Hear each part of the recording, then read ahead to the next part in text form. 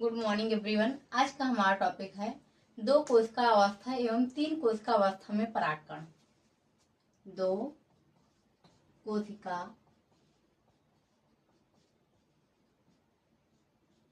अवस्था एंड तीन कोशिका अवस्था में परागकण।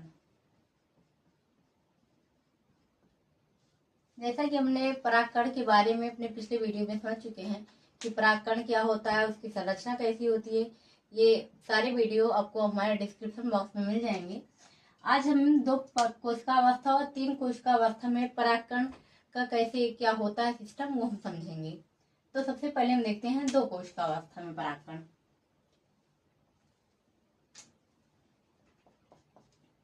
दो कोशिका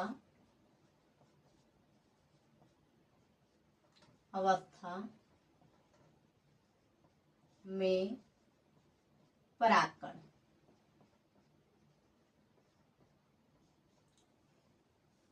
दो कोशिका अवस्था में परागकण देखिए, मान लीजिए हमारी कोई कोशिका है, ये कोई कोशिका है और ये विभाजित होके दो भागों में विभक्त हो जाती है।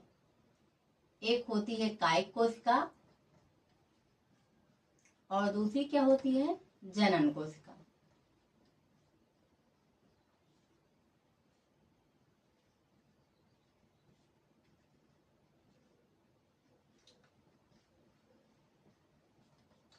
जो बहुत सारे पुष्पी पादप होते हैं उनमें अधिकांश पुष्पी पादपों में दो कोशिका अवस्था से ही परागकण संगलित होते हैं।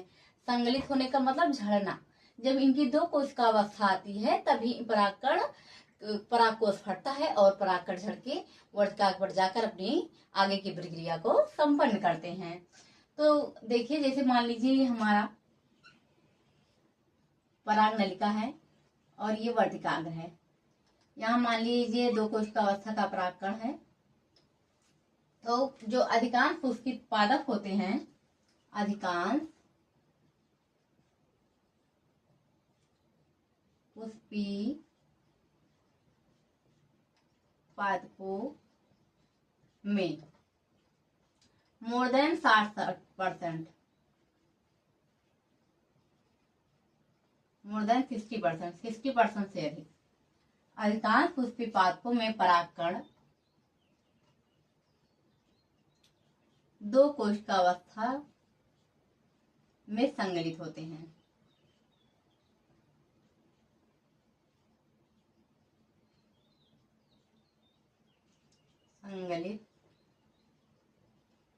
संगलित का क्या अर्थ बताए थे? संगलित मतलब झड़ना। जब परागकोश परिपक्व हो जाएगा, दो कोशिका अवस्था आएगी, फिर उसके बाद परागकोश परिपक्व होगा और उसके बाद परागकोश फट जाएगा हमारा, फिर परागकण बाहर निकल जाएंगे। उसी परागकण को बाहर निकलने की प्रक्रिया को संगलित या झड़ना कहते हैं। दो कोशिका अवस्था में संगलित होते हैं। और ये जो हमारी जनन कोशिका है, ये आगे चल के क्या करती है, दो नए युग्मकों का निर्माण करती है। जनन कोशिका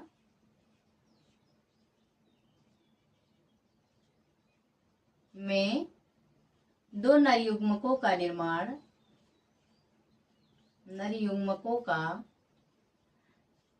निर्माण पराग नलिका से होता है। ये जो वर्तिका आई है इसी को क्या बोलते हैं, पराग नलिका भी बोलते हैं।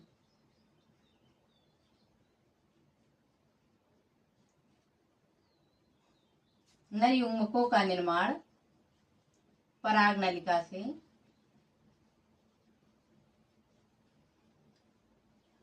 होता है।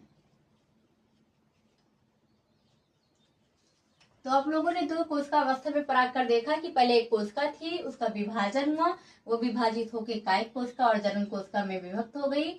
और जो अधिकांश पुष्पी पादप होते हैं उनमें मोर देन 60% जो परागकण होते हैं वो दो कोशिका अवस्था में संगलित होते हैं, अर्थात जड़ते हैं। जब दो कोशिका अवस्था आती है तभी उनका परागकोश फटेगा और परागकण बाहर निकलेंगे।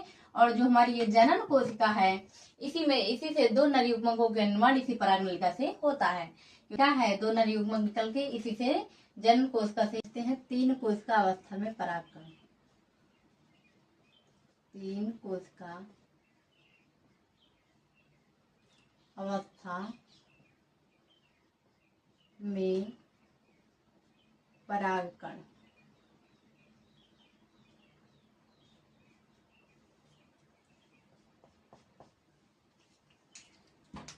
मान लीजिए हमारी कोई कोशिका है और ये विभक्त हुई, तो ये 2 कोशिकाओं का निर्माण करेगी, जैसा कि हम पहले से जानते हैं। पहली होगी कायिक कोशिका और दूसरी क्या होगी, जनन कोशिका।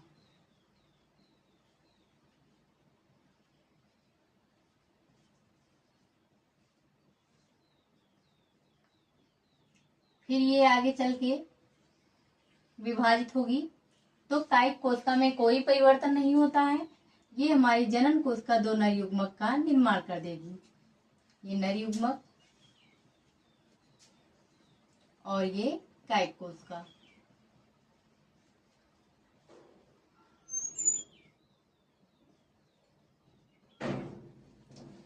तो इसमें क्या होता है कि कुछ एंजियोस्पर्म प्लांट होते हैं जो लेस देन 40% से भी कम जो परागकण होते हैं, उनमें 3 कोशिका अवस्था में ही जो परागकण होते हैं वो संगलित होते हैं।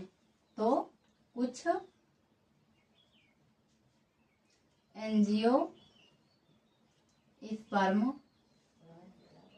प्लांट में 3 कोशिका अवस्था में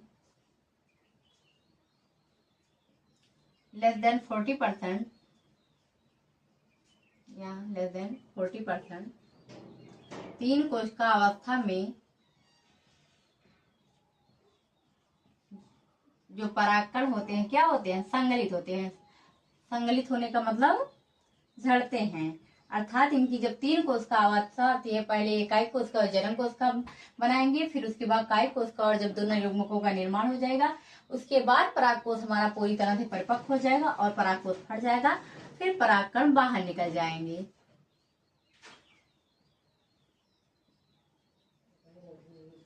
होता है इनमें ये, जैसे ये माई नलिका है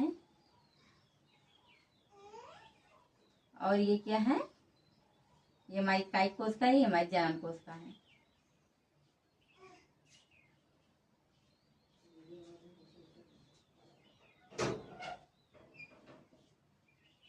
आज हम 2 कोशिका अवस्था में 3 कोशिका अवस्था में परागकण समझ चुके हैं। कल के लेक्चर में हम इसके कुछ न्यूमेरिकल करेंगे। Thank you.